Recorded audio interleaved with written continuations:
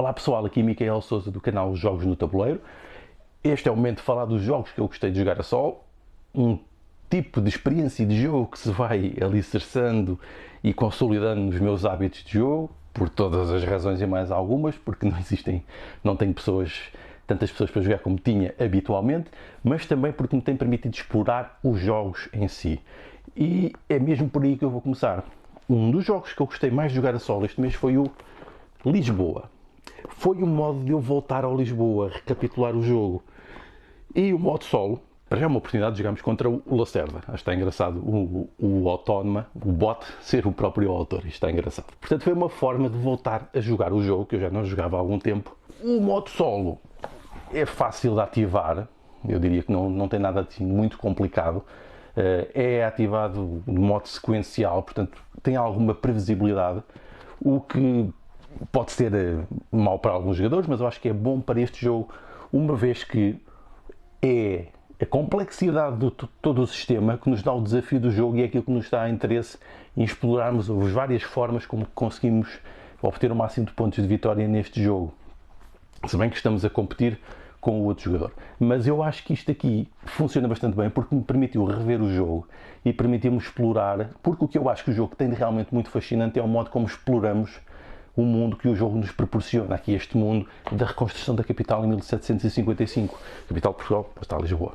E isso acho que funciona bastante bem e é um modo que eu vou usar e jogar mais vezes para poder, pelo menos neste momento em que não podemos jogar com mais pessoas, voltar a Lisboa, que é um jogo que me fascina imenso, eu gosto muito, um dos meus preferidos.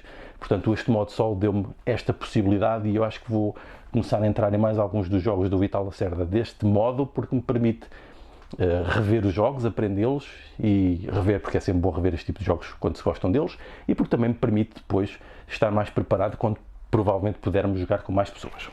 Outro jogo que eu gostei de jogar a solo também, e foi mais um que eu também participei no processo de revisão da tradução, foi a Ilha dos Gatos, aqui a edição da Maldito Games para Portugal.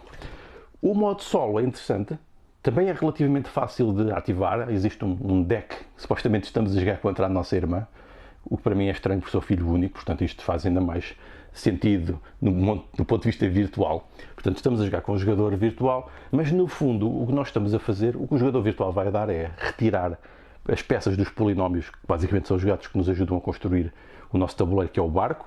Já está aqui, é bastante evidente o que é para fazer. Estão aqui estas peças, colocar nos barcos a encher, dá bónus e várias combinações dão vários bónus e efeitos em cadeia. Basicamente o jogador automático vai remover algumas destas peças, vai mudar alguns dos pontuadores globais e basicamente o que nós vamos ter que fazer é fazer a gestão do baralho, dos peixes, de quando é que jogamos as cartas, que gatos é que vamos buscar e as máximas combinações. Acaba por ser um modo de ter aqui uma espécie de um puzzle para ir resolvendo. Acho que é interessante para aprender o jogo e para jogar algumas vezes. Não que seja um jogo ou um modo solitário para se jogar sempre, mas depende também dos vossos gostos. Se gostarem destes jogos de resolver problemas e puzzles, vão gostar disto. Mas gostarem de jogos assim com um pouco mais de motor de produção e esse tipo de coisas, provavelmente isto servirá para aprender o jogo e para vos preparar depois para as outras interações, porque a parte interessante que o jogo tem com o multijogador é a parte do draft das cartas, porque isso depois tem influência naquilo que são as interações entre o jogo. Por fim, o outro jogo que eu gostei de jogar a solo foi o Dune Imperium. Este jogo teve tanto buzz, tanta fama, aliás, eu lembro-me que isto tinha imensas publicações e estava em destaque no Board Game Geek quando ainda ninguém sabia o que é que ia ser o jogo. Diziam apenas que era um jogo de alocação de trabalhadores com construção de baralhos, ou seja, um worker placement com deck building. E eu fiquei bem, se calhar era mais um flop que para aí vem. Portanto, não me atirei de cabeça logo ao jogo. Depois, quando o jogo começou a sair, eu já vi algumas das coisas e então percebi que realmente o jogo tem potencial. E de facto é isso. Aqui o jogo tematicamente encaixa-se aqui na história do universo Dune, de ficção científica, para quem não conheça, mas eu também não sou muito especialista nisto, tenho só uma noção global, do que me pareceu, encaixa-se bem. Mas a experiência a solo, acho que é muito interessante, porque basicamente os deck builders o que é que proporcionam? Proporcionam cartas diferentes durante o jogo, ou seja, com aquilo que vai surgindo nós temos que construir o máximo possível. E não é apenas só construir um baralho e tentar sacar o máximo de pontos de vitória, não é isso. Aqui existem de facto algumas interações com significado com os jogadores automáticos. Para já estamos a jogar contra dois, um pouco como o Euphoria, Building a Better Dystopia, tem essa parte dos dois bots dos 2 jogadores automáticos funciona bem, mas aqui estes jogadores criam-nos interações, oportunidades e desafios, e não é propriamente muito fácil se ajustarem para os níveis de dificuldade mais altos, não conseguem ganhar com muita facilidade. Um jogo que depois ao jogarmos isto a solo, vai nos ensinar a jogar depois para ensinar a jogar a outras pessoas e estar preparados para isso, e que faz antever grande jogo para jogar com interação com outros jogadores, porque realmente o modo como se pontua basicamente é todo através de interações, o que é muito interessante e acaba por ser uma novidade em relação a alguns dos deck builders conhecidos, em que nós basicamente estamos a construir o nosso baralho e é quem for mais eficiente. Aqui não, os pontos são obtidos em competição direta com os outros jogadores, mais direta. Portanto, isto funciona muito bem e o modo solo, como foi implementado, também funciona bem porque é fácil de aplicar, é intuitivo, tem lógica e joga-se rapidamente e abre excelentes oportunidades para a versão multijogador e só por si é uma boa experiência.